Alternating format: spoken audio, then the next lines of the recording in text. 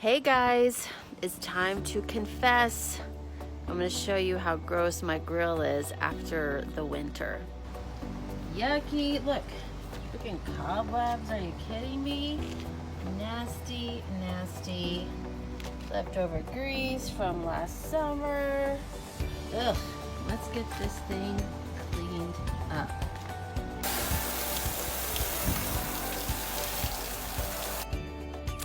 My favorite thing to use is our degreaser. The Norwex degreaser is the most amazing thing I've ever seen on grease, and it's highly concentrated.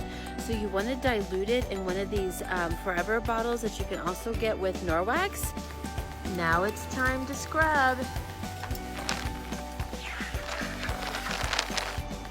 All the disgustingness is gone. Can you believe what a great job it did cleaning that? I am just shocked, and it took me like 5 to 10 minutes. So here are all the tools I ended up using. Okay, I would start with degreaser and a sperry sponge with your microfiber. That should do the trick. And then if you want it to be shiny, add your window cloth.